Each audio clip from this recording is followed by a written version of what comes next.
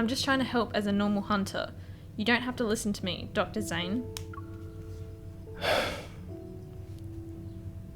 Since I am your one and only doctor, I should listen to you. Sip! Cookies, welcome back to another Love in Deepspace. What are we up to? Eye of the Storm, which I'm pretty sure is Zayne's story. Let's go, shall we? Okay. Oh, we're still... Oh, 2 months later, Jesus. So we're still in the N109 zone then.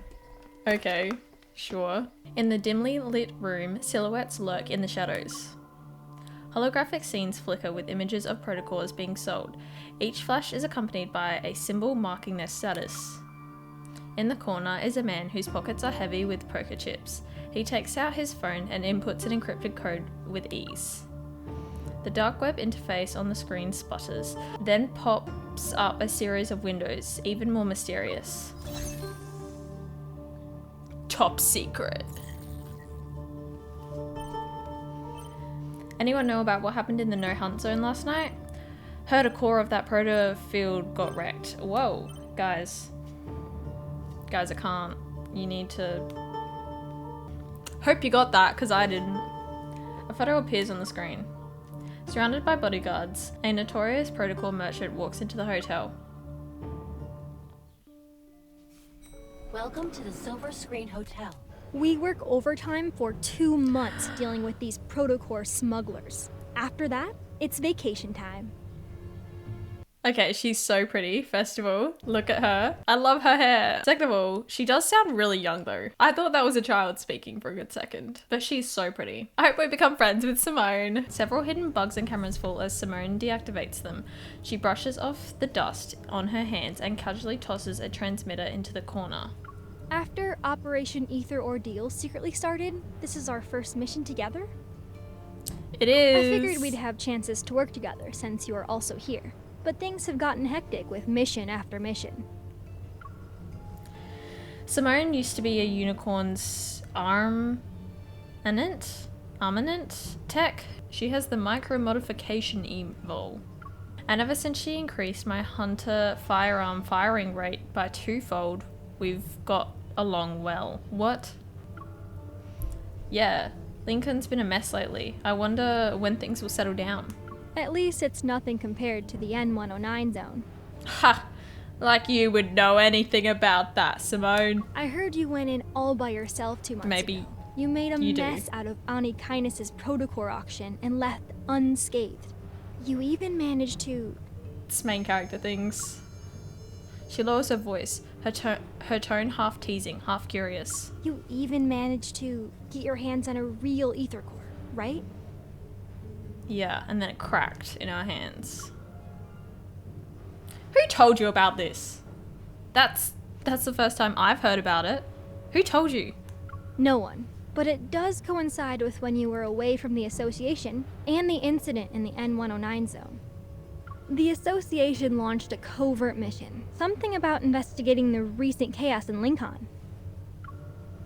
Simone trails off, but I know what she's implying. The operation is for the Association's best. A few probably noticed something was unusual. Relax. This is top secret stuff. There aren't even leaks, let alone whispers. I wouldn't mind catching a glimpse of this aether core to see what all the fuss is about, though. Anyway, the N109 zone whispers about an aether core, and suddenly the groups on the dark web go nuts. I thought the Association wouldn't bat an eye, but then Captain Jenna showed up and dragged me into the Special Operations team. It feels like we stumbled into something big, and that rumor being passed around becomes a truth. I always believed the aether core existed, I just never thought there was more than one. If these smugglers have the real deal, that baby's going straight into my railgun. Oh, I love her! Wait, I really love her. She's a baddie. The elevator keeps climbing as if it's taking us to a rooftop that's directly under the deep space tunnel. For a second, I feel like I'm back under the N109 zone sky. Allow me to jog your memory. Okay. From your past to your future. to even all the crimes you'll inevitably commit. After all, you and me, we're the same. We're the same. Whatever, Silas. My memories are too fragmented and unclear. Is it because of this aether core? My hand touches my chest, the warmth pulsating like another heartbeat. Heads up, you two. We hacked the hotel's security system. You've been whitelisted and can come and go as you please. Wow! We're top dogs now. Xavier, watch out. Andrew, the captain of data analysis, is micromanaging all intel for the Operation Aether ordeal. He's communicating via earpiece. Rendezvous in conference room 3909. It'll be showtime in 5 minutes. A holographic 3D map of the hotel flickers to life before me, modules snapping into place. Simone winks. She's very proud of her latest gadget. The moment you meet up with the target, Evo will be transmitted through your contact lens's device to alter his memories. He'll think you're the buyer he met before. You have a 30-minute window, so make it quick. Understood. We'll grab the items and see if the aether core is present. Anyway, we can fight our way out if things go south. Are you doubting my new gadget or her evol? Wait, please tell me we get to fight with Simone or something. Like, they add in something in the game where you get to fight with multiple people. That would be sick. I would love that. Simone adjusts my dress as she equips a protofield disruptor that's shaped like an earring. Our reflections stare back at us in the glass. Simone looks stylish in her secretary attire. I'm wearing a simple, elegant dress.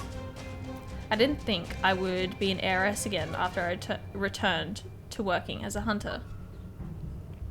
At least my time in the N109 zone taught me how to bluff. A ding announces that we've arrived on the 39th floor. Simone and I exchange a look. Here we are. Let's do this.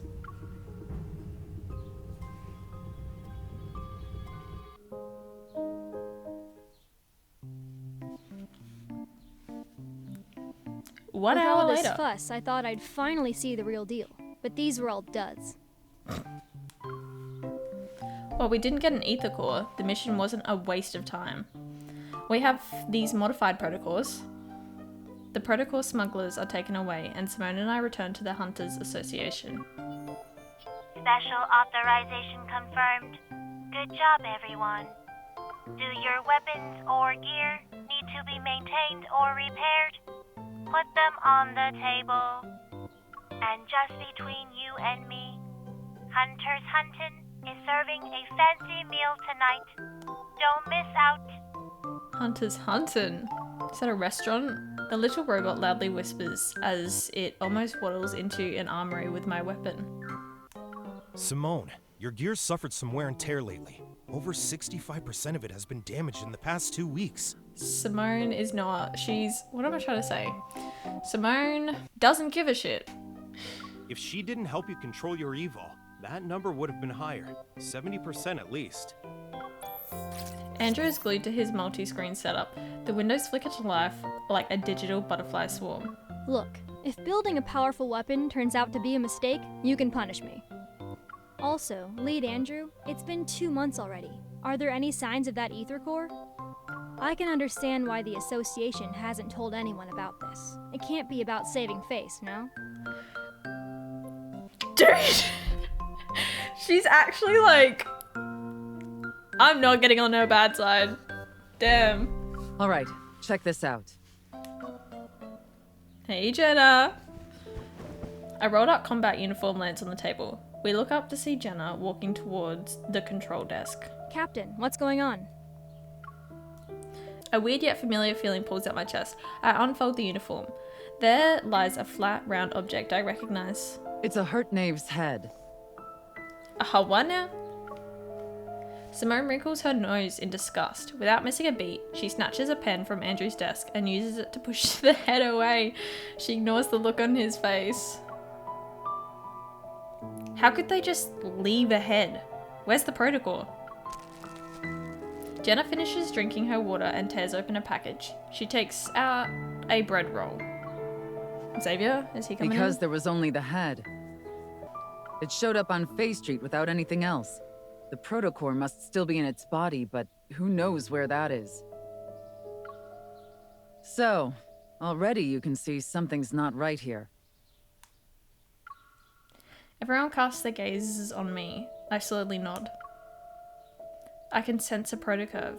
It's similar to the one I brought back from the No Hunt Zone, number 7, 2 months ago. But there's more to it. Is it related to the aether core? Yes, we've detected a large beta protocurve on this head. That's a new fancy term. Captain, what's a beta protocurve? Jenna takes a moment to gather herself. She stands up, and the control desk flickers a couple of times. A holographic 3D map is projected from it. Remember that incident last month? It occurred on the 8th at 9 a.m. Lincoln Bridge's main pier disappeared from the river for 20 minutes. And on the 14th at 3 a.m., rainbow mists appeared in Goldwood City. Specifically, they materialized in 6 districts within 4 seconds of one another. Then on the 29th, an incident occurred at 4:30 p.m. An ice cream parlor in the Ring Imperial Center was flipped, and customers on the top floor were trapped in the first floor's freezer. Ooh. The Wanderers behind these have one thing in common.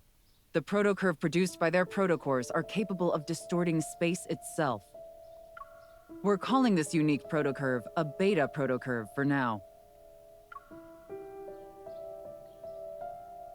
I won't get into the details of the analysis. However, after comparing it with the protocurve produced from the Deepspace tunnel region that's in the N109 zone, our current findings reveal that... Jenna leans forward. She grips the control desk to emphasize her words. An aether core is involved. Based on our observations of these Wanderers, the Intel Department and Advanced Tech Labs predict we'll observe more beta protocurves in the future. That's where new aether cores might appear. On the map with Lincoln as its center, points of interest start appearing. There are potential locations, and they're everywhere. Some are even thousands of kilometers away from the city. Everyone, it's getting dark. No, it's not.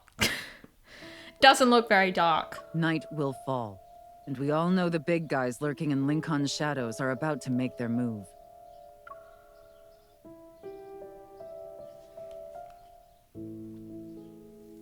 Captain Jenna revealed a lot of info today. There's another aether core aside from the one in my heart and the one in Silas's eye. But it could be in any of these locations, and this aether core might be incomplete, similar to how the one in my heart was at first. It will take some time to find that aether core. Our mission goes beyond just collecting aether cores. We also need to investigate the shady organizations that covet them for their own goals. They're essentially a ticking time bomb. We'll split up for now, but try not to alert the enemy. We don't want to make things worse.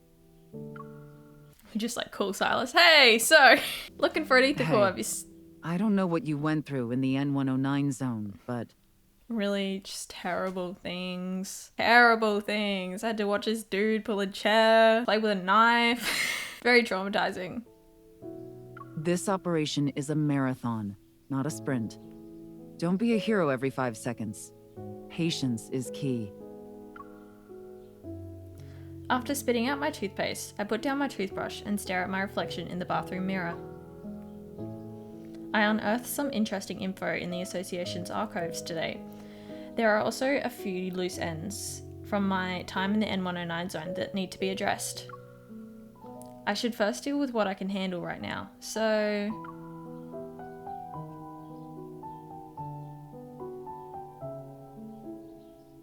So what?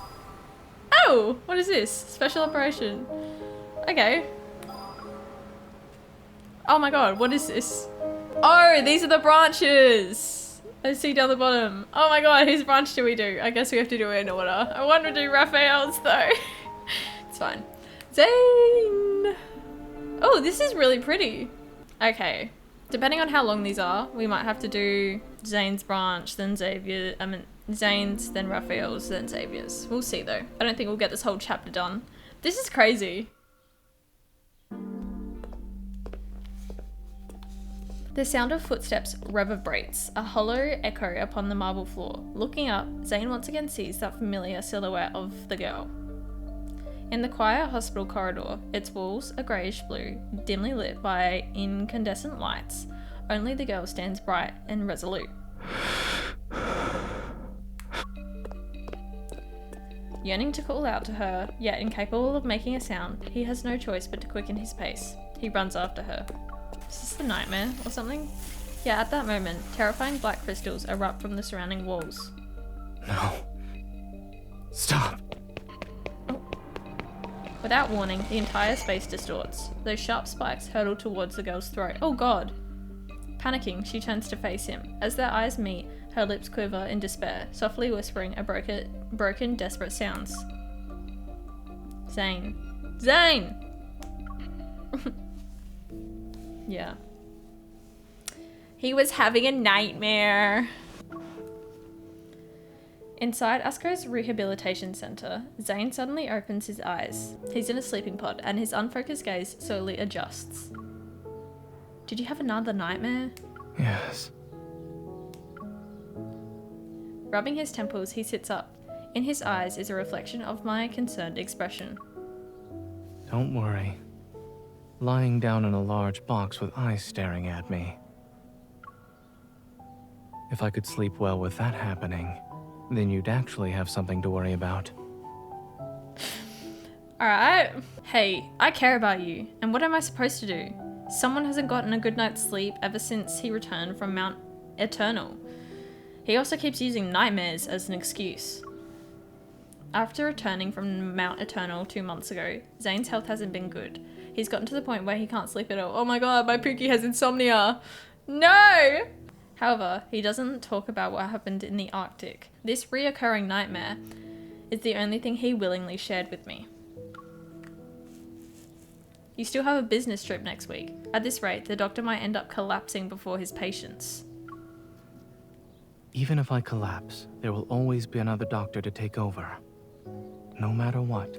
That is not the correct... No. No, what's funny? He's always like, you need to take the doctor's advice. He knows that he should be resting or sleeping or something, and he's not taking his own advice that he would give to himself. Hypocrite. I press my fingers against his lips as a warning. No matter how many doctors there are, they're for other people. My doctor is right here in front of me. All right. I'll be careful and stay alive. Good. Don't let my worries be a burden on you. I think you started having nightmares after I gave you that crystal fragment from the N109 zone. Zayne takes his coat from the coat rack beside the wall. Together, we enter the corridor. They aren't connected, so don't overthink it. It's just a coincidence. Sounds like you're trying to convince both me and yourself of something. Speaking of which, there's been progress with the analysis of that crystal. Is it related to the protocol syndrome? At the moment, I've developed a hypothesis based on the data. I'll share the details with you once there are conclusive results. Stepping into the elevator, I press the button for the ground floor. Zayne's reflection appeared on the closed doors, the dark circles under his eyes underlining a deeper wariness. Take your time. You should deal with your insomnia first. Since I can't sleep, I might as well be productive with my time. That's not how... So, it's not that the doctors can't treat themselves. They don't actually want to be treated. I ordered some milk. Milk? How's... Okay, if it's warm milk, maybe, but that's not really gonna help anyone, I don't think. I ordered some milk for you. It'll be delivered to your place and should help you sleep. Also, the hypnotic music. Are you referring to the lullaby playlist? Did you forget how old I am?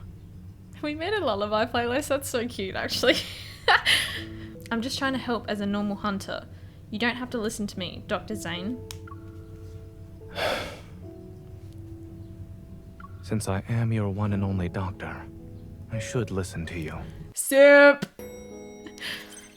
We step out the elevator and my watch begins to ring. Someone's calling me. I gesture to Zayne and then move to the side to answer it. Captain Jenner. Are you available right now? We've detected beta protocurve activity in a certain location. After a brief explanation, Captain Jenner quickly ends the call. Why are you frowning? Did something happen? Duty calls. My mission got an update. I need to check in with Captain Jenner, so I might not be able to have dinner with you.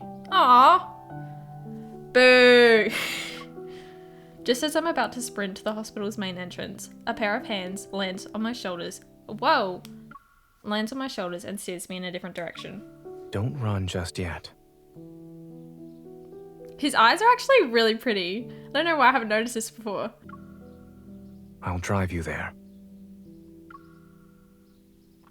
In his expensive car? I'm not complaining.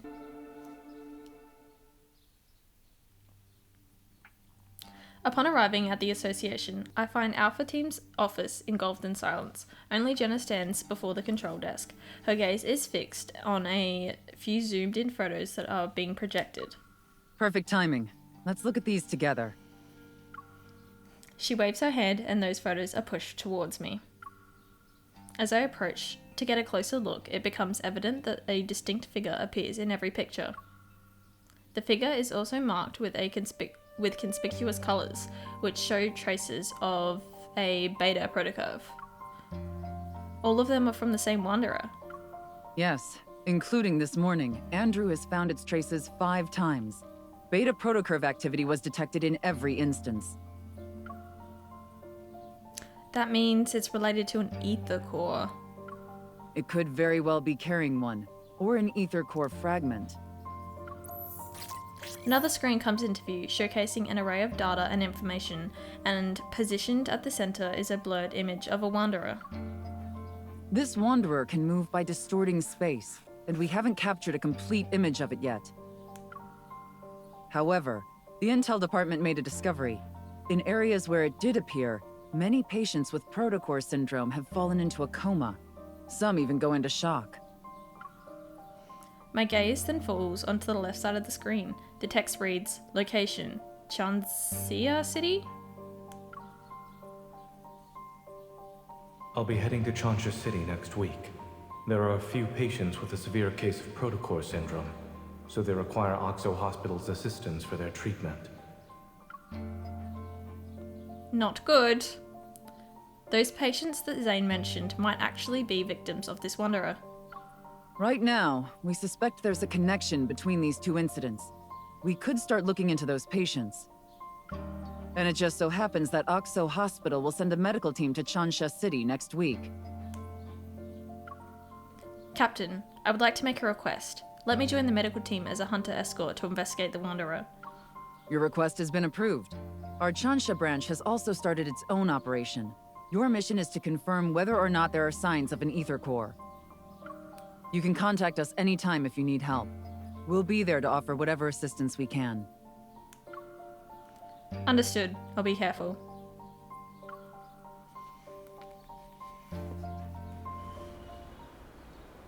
As I leave the association, Zayne's figure appears in the distance. He's been patiently waiting by the road. As I'm about to walk over, a massive bouquet of white roses suddenly appears and engulfs my vision. Miss, I've heard so much about you. It's an honor to finally meet you in person. We're famous? And you are... I'm sorry. I almost forgot that this is our first meeting. That's creepy. He's been stalking us then. But you should have already received my business card a few days ago, along with the flowers.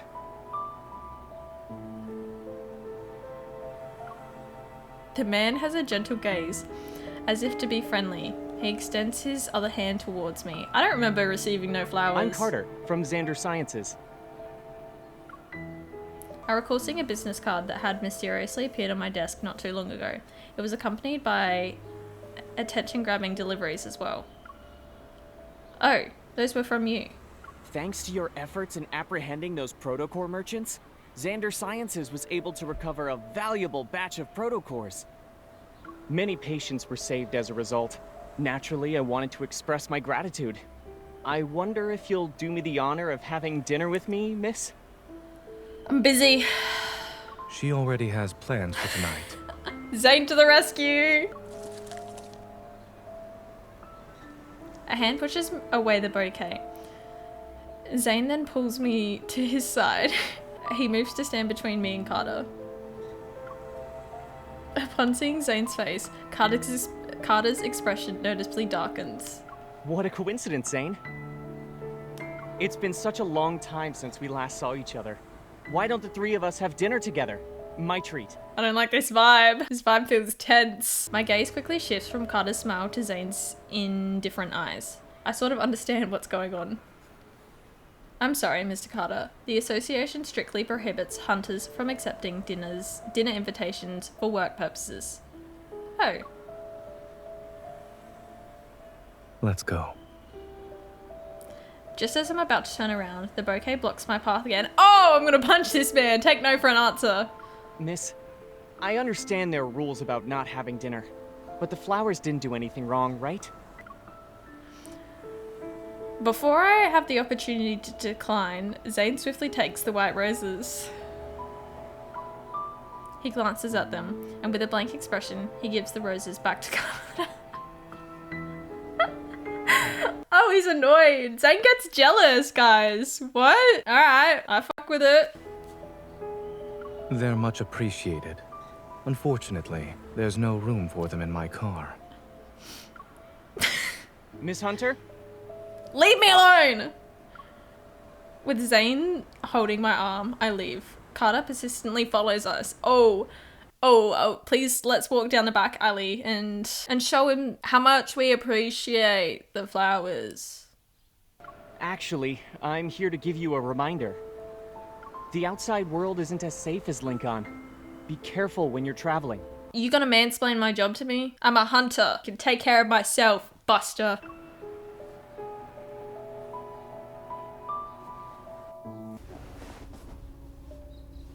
Seatbelt. Put it on for me!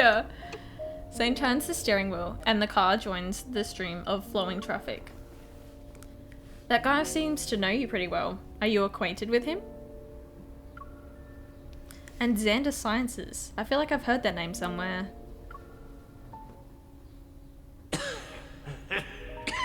Oh. Your colleague praised you, saying there are things only the two of you can do. I'm very curious now. Xander Sciences will provide you with the best staff, the best lab, and even the best treatment.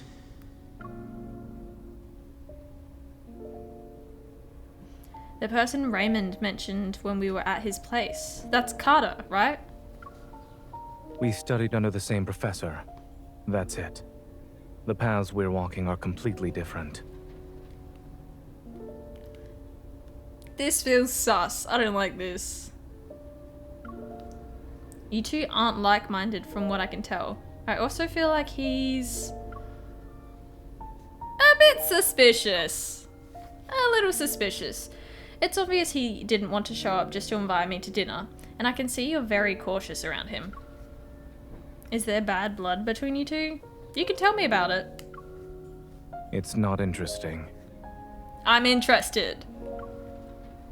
Zayne has bad blood with someone and he's very aware of him. Isn't that interesting already? Yeah, I agree. The fact that he gave you roses is more than enough to put me on high alert. But when he told you to be careful while traveling, I doubt that was a simple, friendly reminder. It was a threat. Just as I'm about to tell Zayne about my trip, I think twice. I shake my head and smile. Maybe Carter was annoyed by how we were ignoring him. That's why he tried to scare us. Zayne glances at me, a hint of amusement in his eyes. He doesn't say anything else about this topic.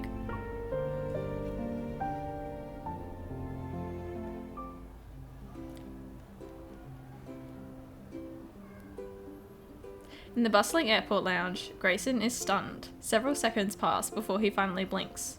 So, You're our hunter escort this time. Hey Grayson, I missed you. Pleased with Grayson's reaction, I can't help but imagine what expression Zayne will have when he sees me later. Oh, I can't remember. Has Grayson actually been introduced in the storyline? Like in the main storyline? I know he was definitely in one of the events, but I can't remember which one. He was in Zayne's birthday event. Yes. Yeah, I don't actually know if he's been introduced. Anyway, point is, I like Grayson. He's a bit of a cutie. I move closer to him and shake my plane ticket at him. What's that expression? Do you feel relieved, or are you even more anxious? Do you want to know the truth? While Grayson's tone sounds lighthearted, a subtle tinge of concern appears on his expression. They say the hospitals are doing an academic exchange. But in reality, we're going there to help them. Why else would they send such a large team? Or even request a hunter escort for that matter? Having Zayne fly all the way there, the situation must be pretty bad. Actually, the main problem is with one of the patients. Grayson lowers his voice and leads in closer. His biopsy results show that the crystals in his heart have a certain shape and structure that's different from the ones you'd see with protocurve syndrome. Also, when he was admitted to the hospital, he caused a metaflux burst. As if worried I wouldn't believe him, Grayson takes out his phone and shows me a video. My friend who works at Chansia Hospital sent me this. All the flux stabilizers in the ER went down. It was a mess. Oh. In the video, the sound of an alarm fills the air and the lights flicker uncontrollably. Despite the shaky and blurred footage, the chaotic nature of the scene is unmistakable. An abnormal heart, a sudden burst of metaflux, a picture begins to form in my mind, something strangely familiar. Thankfully, no wanderers showed up, but it's strange considering how high the fluctuation index was. The fluctuation index only tells us the chances of a wanderer appearing. It's not guaranteed. But given the nature of the energy fluctuation, it's weird not a single wanderer appeared. I watched the video again to search for anything that I might have missed. Is the metaflux a result of a patient being exposed to the wanderer and the beta protocurve? Grayson, do you mind showing me the other documents related to this? Sure. What would you like to see? You shouldn't make assumptions when things are still uncertain. As Grayson and I lean in, a hand suddenly appears between us. Grayson is slightly nudged to the side. Zayne, don't be like that. We love Grayson. Dr. Zayne. In one smooth motion, the hand takes the phone, turns the screen off, and places it back in Grayson's hand. Chansia Hospital was built a long time ago. It's not uncommon for their flux stabilizers to experience malfunctions. As for the patient's biopsy results, they need to be further analyzed along with other reports. It's too early to jump to any conclusions. I lock eyes with Zayne. He stands before me with one hand resting on the other handle of his suitcase. Good morning, Dr. Zayne. I hold up a paper bag. Do you want a black tea cake or egg sandwich? You can only choose one. I'll have the cake. But what if I wanted the cake? Did you arrive at the airport early to buy breakfast? When did I ever say that? I retrieve my suitcase from behind a chair and proudly present my ID as a hunter escort to Zayne. Surprise! Mm-hmm. He's so sassy! I love this Zayne. Wait a second. I want more of this Zayne. Contrary to my expectations, I see no traces of astonishment in Zayne's expression. Instead, he calmly hands me a hot latte. Have you ever thought about who approved and signed your escort application and ID request? So it wasn't a surprise. The flight takes several hours. Eventually, the plane lands at Chansia Airport. Boarding the shuttle sent by Chansia Hospital, the medical team immediately heads to their destination. The chief of surgery, his hair already starting to grey, exchanges pleasantries with Zayne before quickly delving into a discussion about the patient. They're on ECMO. After the open heart surgery, adhesions began to develop. And this morning, We saw the crystals spreading. They're very close to the lungs now. Then we'll have to perform surgery as soon as possible. Zayne quickly flips through the patient's medical record while putting marks on the paper. Crystal extraction is already a complex procedure. Those adhesions, we're worried the patient won't be in a stable condition while under anesthesia. This is our only option. We must perform the surgery. Yeah, otherwise they'll die. I agree. Let's reassess the patient's health and proceed once his physical condition allows it. A few hours later, the surgical lights are turned on in the operating room. The rhythmic sounds of medical equipment reverberate. Led by Zayne, a team of medical staff focuses on the surgery at hand. The observation room is filled with people and their gazes are fixed on a large screen. On it, a pair of hands uses a scalpel to meticulously remove any tiny crystals. Clear the view.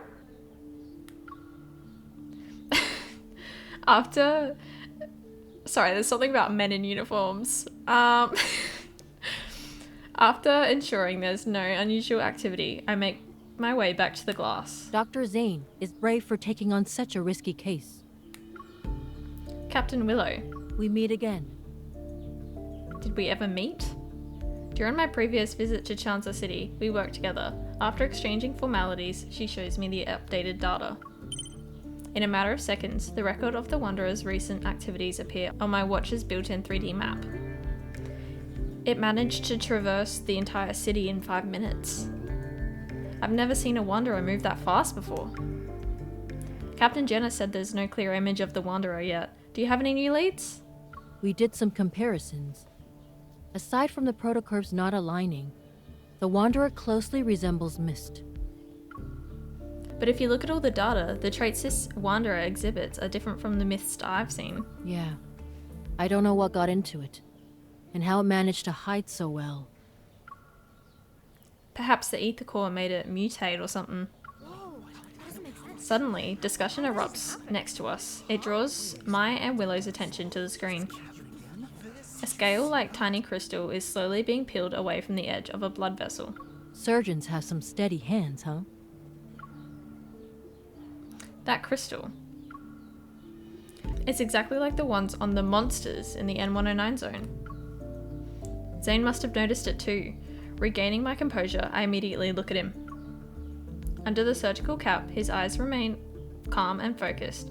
He continues with the procedure until the crystal is placed on the surgical tray. Does it look all right on the ultrasound? Yes, it came up. Any bleeding? No. Let's wrap it up. I would actually love to watch Zayne perform a surgery. Applause erupts throughout the observation room, and relief washes over me. However, I feel a strange, unusual tremor in my chest. Something is rapidly expanding. Metaflux. The alarm of the flux stabilizers sound throughout the entire operating room. Captain Willow and I exchange a look, and immediately go to get to work. She starts evacuating the spectators while I run to the intercom. Zayne, a Wanderer is about to appear. You need to move. Dr. Zayne, the patient's blood pressure is dropping. Increase the adrenaline to 0.1 He's gonna keep... microgram. He's gonna keep performing surgery! I love this. Wait, I love this. The alarm becomes louder. I immediately pull out my gun and aim at the area where the metafluctuation has peaked. The faint energy fluctuation dissipates, yet the tremors I feel in my chest show no signs of subsiding. Zayne, you need to leave, or else it'll be too late. The patient's vitals are unstable. Moving them isn't feasible right now. Through the glass, Zayne looks up at me, his gaze calm as ever. Can you suppress the accumulating metaflux with your evil? Well, I can try. I meet Zayne's gaze that carries the subtle attempt to comfort me. My attention turns to Grayson and the others, who are visibly worried. They wait for my response. I'll do my best. Give me 5 minutes. Let's continue.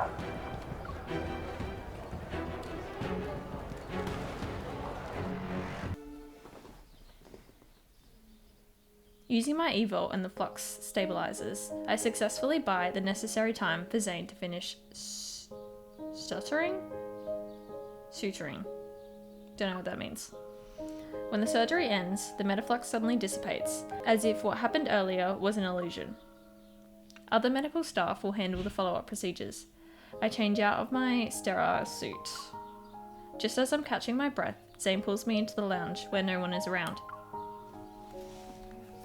Give me your left hand. I'll do a quick evil examination.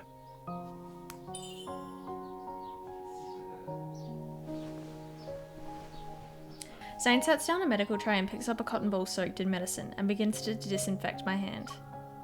I'm fine. I might have overdone it, but my use of evil is better than before. While that is how you feel, I suggest waiting for the results and listening to what your primary care physician has to say. Also, a cool sensation emanates from the palm of my hand as he holds my fingers. He applies patches to each one.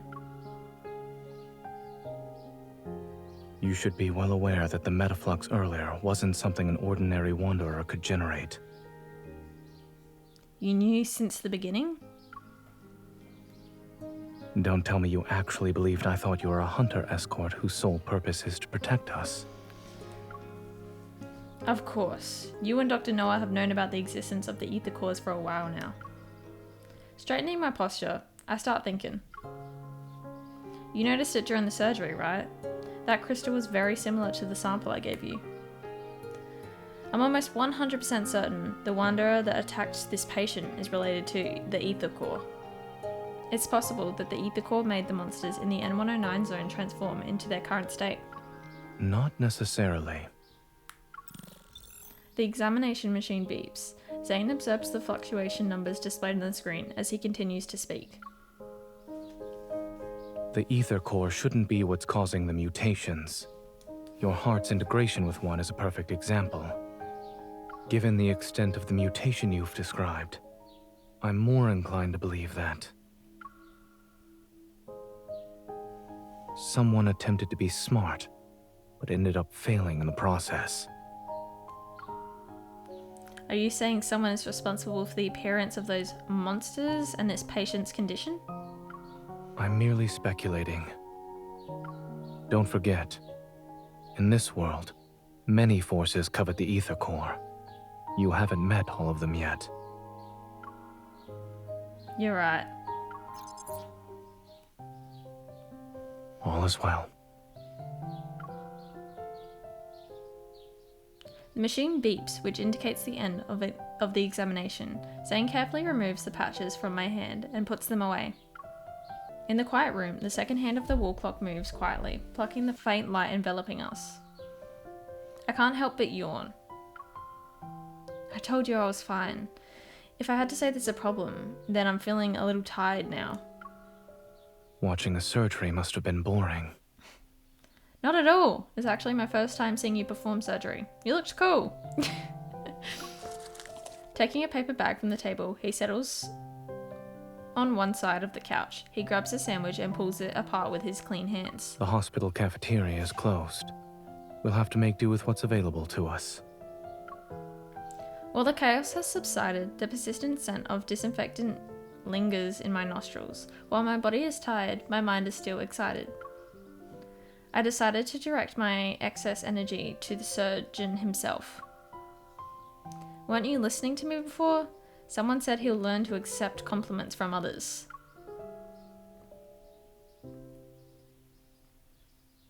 I accept your compliment.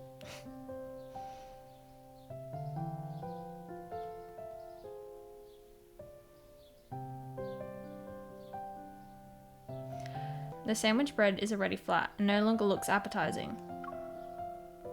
With the finesse of a seasoned chef, Zayne lifts the bread and removes the greasy bacon. Then proceeds to discard the withered lettuce, leaving only ham slices, red cabbage, and shredded pork that have withstood the test of time. Today will be very memorable for me. Not only did I see you perform surgery for the first time, but I also had the privilege of observing a sandwich undergo surgery. This man can perform surgery, he can cook, what can't he do? I've just removed the parts that experienced excessive nutrient loss and would have impacted digestion. Is nutrition one of those things you research? Is there anything Dr. Zayne can't master? She's literally reading my thoughts right now. I have to admit that when it comes to accepting compliments, I'm not very good in front of you. But I suppose there's a chance for you to teach me in person. Looking at me with a meaningful expression, Zayne places the surgery-affected sandwich into my hand. Then he pulls out his phone.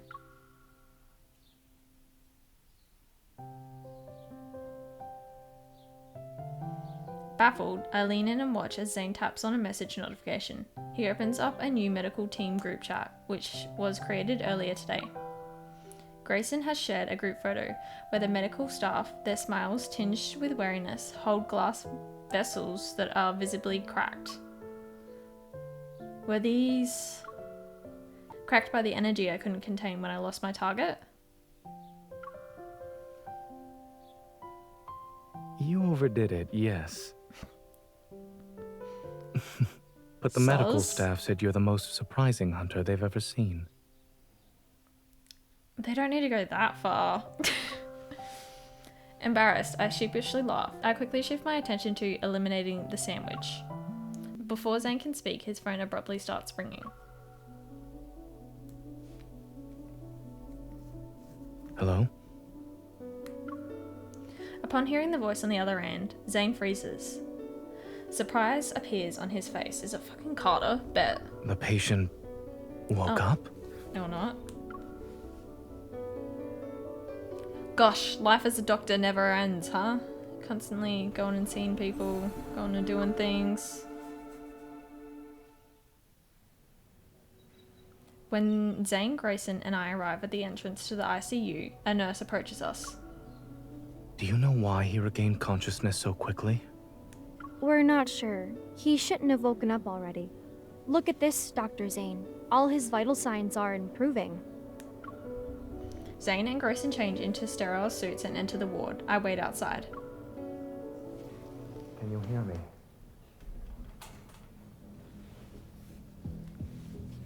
Do you remember where we are? Look at my finger. I really wasn't expecting him to save the patient when they were at death's door. Why are you here? Mr. Carter? Hello. We meet again, miss. With the sudden appearance of Carter, I cautiously step to the side. However, he greets me with a smile. He raises both of his hands. Don't get the wrong idea. I wasn't following you. Sure, that's exactly what someone who was following me would say. This patient happens to be an important client of Xander Sciences. After hearing about the incident, I decided to pay him a visit. You weren't there when he was in critical condition. I don't think he's that important to you. What do you mean? Yeah, tell him.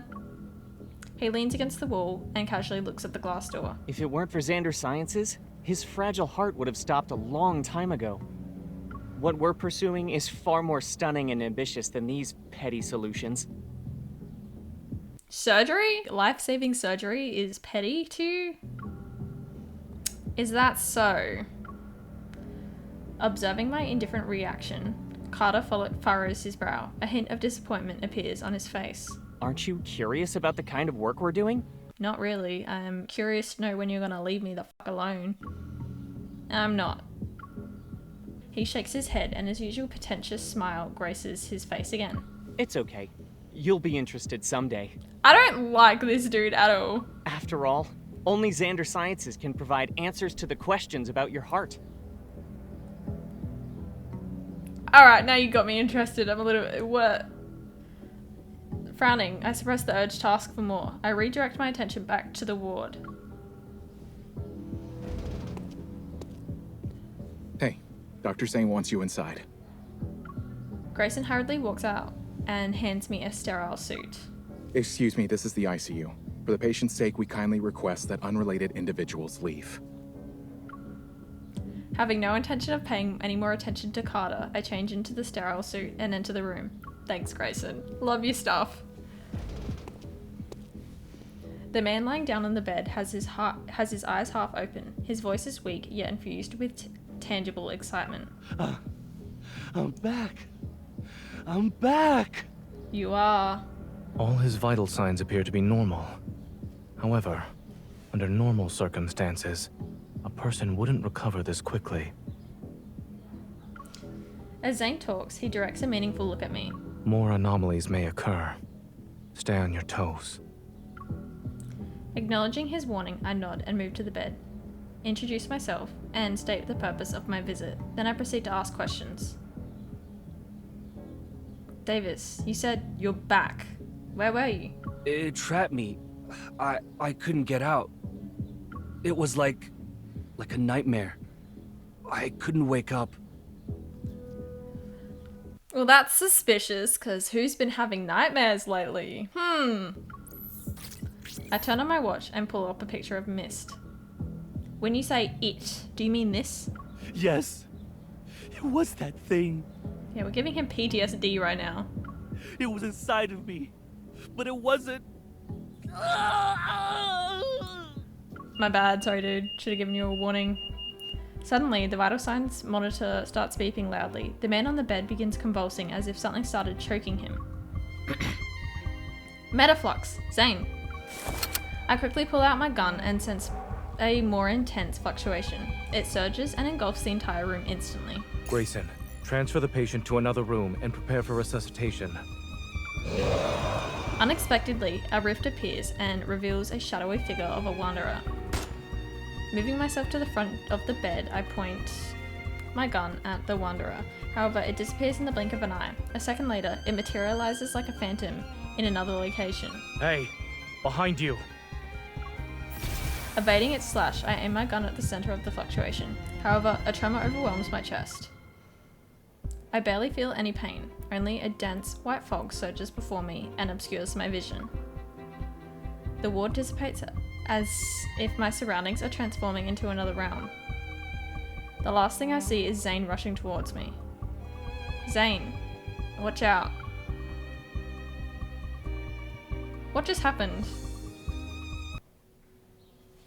It feels as though my body is plummeting into a thick fog. The sensation of weightlessness threatens to push my heartbeat out of my chest.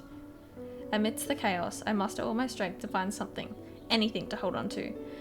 And after what it feels like forever, my feet touch the solid ground. My surroundings become clear. Bathed in a dim, feeble light, a long corridor appears before me. Its ends remain hidden in the mist. Am I at a hospital? No. I feel a faint tremor in my chest. A familiar energy fluctuation surges with the mist. It drags me somewhere. This fluctuation is from an aether core. I'm probably in the Wanderer's protofield. As I stand in the empty space, the sound of approaching footsteps reaches my ears. Turning around, I notice a dark figure. Zayne? An onslaught of sharp crystals materializes around me. They're ready to pierce my heart. No, wait! Why is she seeing the same thing as him? Huh? The ground beneath me disappears and I find myself falling into a sense of weightlessness again. As I float in this void, blurred lights and sounds rush past me like an avalanche. Within the boundless darkness, it's as if a pair of hands is gently lifting my tired soul. I struggle to open my eyes. After feeling my steady heartbeat for several seconds, I sit up on the bed. Are we in Zayne's house?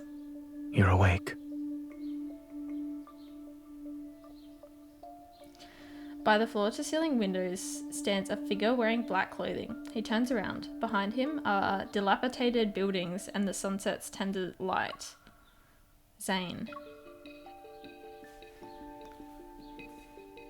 The figure takes another step, his appearance neatly overlapping with the dark figure I had seen before. I move back. What? How are you feeling? Well, not great, honestly. After his hesitation for a moment, I reach out and touch his cheek. Oh! I trace his eyebrows and the contours of his face. I recognize the features I know so well. In the silence, he remains motionless. He just looks at me. I'm fine. I think I just had a dream. I think it was more than that. Perhaps it's the influence of the protofield that caused me to have those strange illusions. Shaking my head to clear my thoughts, I shift my focus to the room. The cracked, greyish-white walls enclose a space where a sofa, holographic screen, and refrigerator, and various functional home appliances exist in close proximity. It looks like the home of someone who struggles with living a normal life. Do you remember what happened in the ward? The wanderer that suddenly appeared, the tremor in my heart, and Zayne running towards me. Memories gradually find their way back to my mind. Are we still in the wanderer's protofield? Yes. Oh my god, what? That was a plot twist! How do we get out? Following Zayne's gaze, I get up from the bed and join him in looking out the window. As the final remnants of twilight vanishes, the city stands before us under a light blue sky. Its desolation is evident. This place is a rusted skeleton of its former self.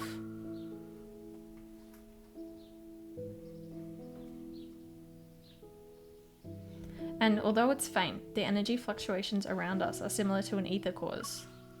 This wanderer's protocore must possess an aether core's energy. But in my dream, it's as if the chill from those ice crystals still linger in the air. I grip my arms more tightly. You're awake now. Remember that whatever you dreamt about was only a dream. But aren't we still in the field? You know what? I have no idea how any of this works. This is very confusing to me, I'm not gonna lie. A blanket is draped over my shoulders. I reach out, but he walks away before I can touch him. Zayne opens the refrigerator, revealing a collection of peculiar bottles with mysterious liquids, and a jar half filled with chocolate. After opening the jar, he offers a few pieces to me, their packaging unexpectedly fancy. I'm not hungry. According to my perception of time, you've been unconscious for 2 days. What? What is happening? If you don't eat or drink something, I'm afraid you won't have the energy to find the Wanderer. The scent of chocolate saturates the air and ignites my appetite. What if the Wanderer launches a surprise attack while we're resting? Despite my words, I find myself sinking into the worn-out couch. I unwrap the chocolates with Zayne. I look up and my gaze falls upon a bit of vibrant green on a desk. It's a flower pot with jasmine in it. Oh. It sticks out like a sore thumb in this desolate world. While the branches and leaves retain... He's wearing his myth outfit as well, isn't he? Is that his myth outfit? Am I the Dawn something? Dawnbreaker? I don't know anything about his myth though. All I know is it involves jasmine and it involves this outfit, unless I'm being delusional right now and that's not the outfit. While the branches and leaves retain their green hue, the stem has already started to wither. Is it normal to see jasmine in a Wanderer's protofield? Are we in his protofield or something? What are you implying? Is he a wanderer? What is happening? I'm just jumping to conclusions now. The patient who was attacked by the wanderer fell into a nightmare. They were trapped in their own dream. In other words, the environment we're currently seeing in the protofield must also be a manifestation of someone's dream. And I don't remember ever seeing anything here. This is your dream. So this is your dream. We're too smart. Are there any comments you'd like to make about it? Oh, this is... Yeah, I would hate if someone else was in my dream too. Even in a world as broken as this, chocolate still exists. I expect nothing less from you. Shouldn't you be saying something like, "Thank goodness it's Zayne's dream. We can still eat chocolate." That's what I just said, is it not? Different wording? Zayne, who's wearing nothing but black clothes, appears somewhat strange. Maybe this is how he sees himself in his dreams.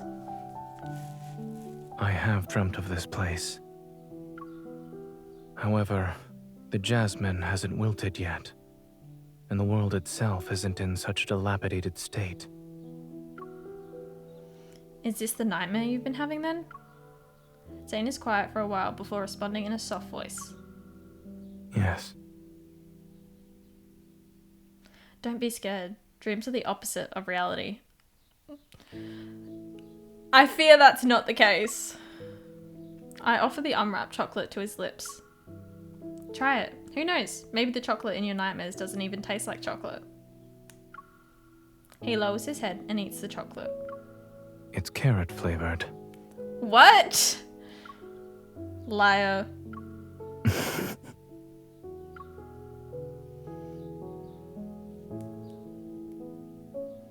He looks out the window again, where the silhouette of a bird flies across the darkening sky. Since dreams are the opposite of reality, perhaps I'm not a doctor in this one.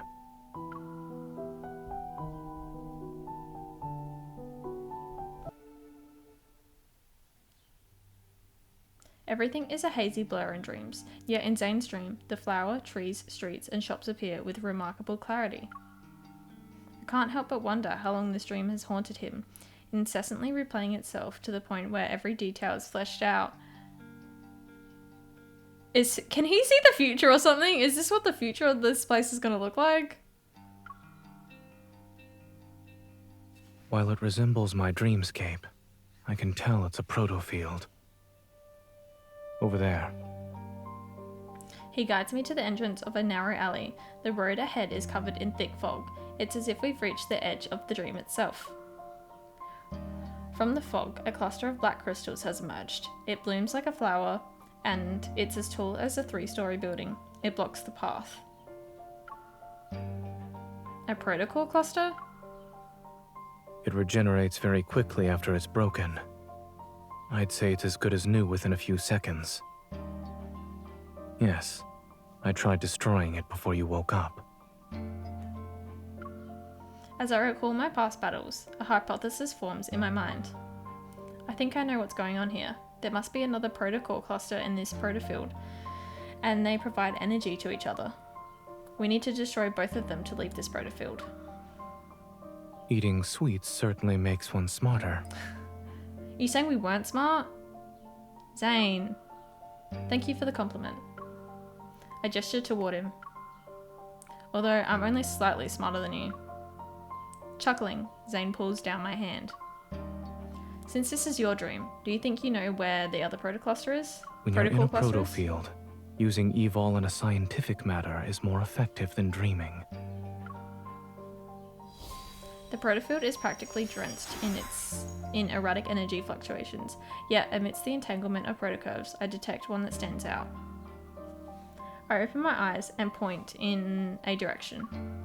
From what I've sensed, the second protocurve cluster should be on the other side of the protofield. Similar energy fluctuations appear from another direction. I look at Zayne. Which one would you like to pick? Eeny, meeny, miny, mo.